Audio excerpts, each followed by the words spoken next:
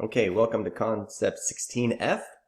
We're going to graph rational functions by hand when transformations are not possible. So this is a long process, so there's two examples for you that I'm going to work with you and just sort of follow along and take notes, and if you have any questions about what we're doing, then we can answer them in class tomorrow. But here's the deal, all right? We're going to graph a rational function. We're going to follow a couple of steps here. So our goal is to graph this function 2x minus 1 over x minus 1. So the first step that we're going to do together is we're going to find the y-intercept.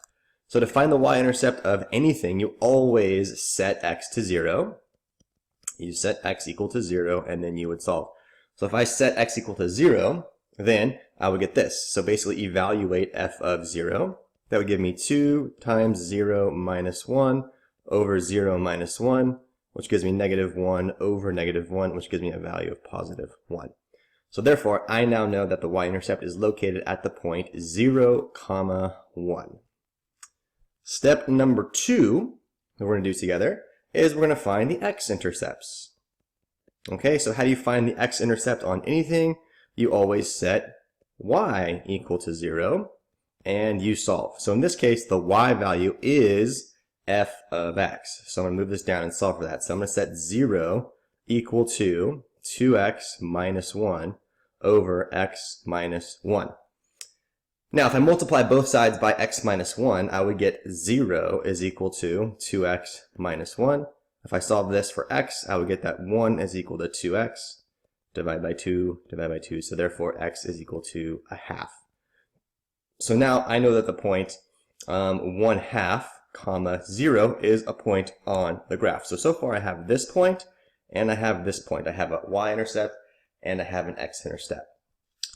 The third idea is we're going to find the vertical asymptotes. Okay? Find the vertical asymptotes, so VA. The vertical asymptotes are found just simply by looking at the domain or setting the denominator equal to 0. So if I set x minus 1 equal to 0, then I would see that x is equal to 1. So now I know I have a vertical asymptote at the line x equals 1. The fourth thing that we're going to do is we're going to find the horizontal asymptotes. All right? So taking a look at this particular rational function, I have 2x minus 1 over x minus 1. The degree of the p of x, the numerator, is 1. The degree of the denominator, q of x, is also 1. If their degrees are the same, then I take a look at the equation of the quotients of each coefficient. So it would be y equals 2 over 1, or just y equals 2 is now the horizontal asymptote. So step 1, find the y-intercepts of 2, the x-intercept. Step 3, the vertical asymptote. Step 4, the horizontal asymptote. And then step 5, all we would do is we would take a couple of test points. As needed. Okay? So here are the 5 steps that we're going to do. And then we're going to take all this information and we're going to put it onto a graph. Okay, so I made a graph over here. I'm going to take all the information that I have and put it onto that graph. Let's start with the first one. The y-intercept is located at 0, 1. So 0, 1, that would be my y-intercept. My x-intercept is at 1 half, 0. So 1 half, 0. There is my x-intercept there. I have a vertical asymptote at the line x equals 1. So right here we use a dashed line to represent the vertical asymptote. I have a horizontal asymptote at the line y equals 2. So I have a horizontal asymptote right here. So I can pretty much tell from this point that the graph is going to be behaving like the asymptote, crossing here, and then behaving going down this way. The only thing I don't know are some points over here in this region. Like I don't know if maybe it's looking like this or if it's above that line right there. So what you are allowed to do is use your calculator and go to the table and get some test points for number 5. So I've gone ahead and plugged this graph into Desmos. You can use your graphing calculator as well and go to the table. So we know that at 1 it was undefined. So at the point 2, 3 is on the graph. 3, 2.5 is on the graph.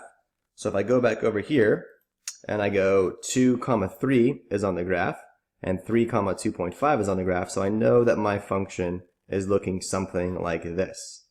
And then to check, I can just simply go back to my calculator and turn this thing on, and we could definitely see that all of these points are here, the ones that we came up with as well.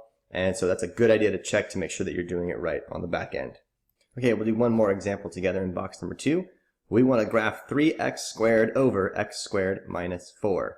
So first thing to do, let's get the y-intercepts by setting x to 0. So that would be 3 times 0 squared over 0 squared minus 4, which gives me 0 over negative 4, which gives me a value of 0. So therefore, now I know that the y-intercept is located at the point 0, 0. So I can put that on the graph as we build it. So that'll be over here. The x-intercept, we set y equal to 0 and we solve. So we would have 0 equals 3x squared. Because if I multiply both sides by x squared minus 4, I would get this.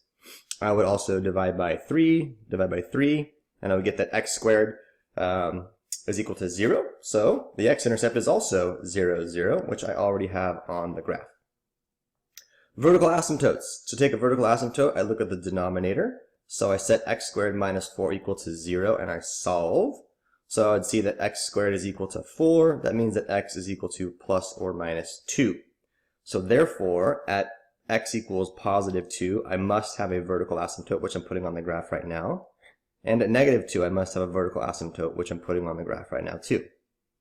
Okay, horizontal asymptotes. Since the degree of the top is exactly the same as the degree of the bottom, I know, therefore, I'm going to get the horizontal asymptote of y equals 3 divided by 1, or the line y equals 3 is a horizontal asymptote. I'm going to go ahead and put that onto the graph right here. Here is the line y equals 3, because it is crossing the y-axis at the point 3. So now I have a bunch of different regions over here. So what I would want to do is take some test points in this region here. So I would take the test point of negative 4. Maybe I would take a test point of negative 3. I would take some test points in between the vertical asymptote and 0. So maybe like negative 2, negative 1, 0, 1, 2, 3, and 4. So I would plug all these into my calculator. Or actually, I would just plug the function into my calculator and go to the table and take a look at all these values. So I've done this for you over here. I put 3x squared over x squared minus 4. So I'm getting 4. Negative 4 is 4, negative 3 is 5.4. So basically what I'm doing is I'm getting the shape of this graph, okay? So I would see that this graph is doing something that looks like this. Looking in the middle here, I know it has to come up and then come back down based on those points. And then over here, I know it's looking like that as well.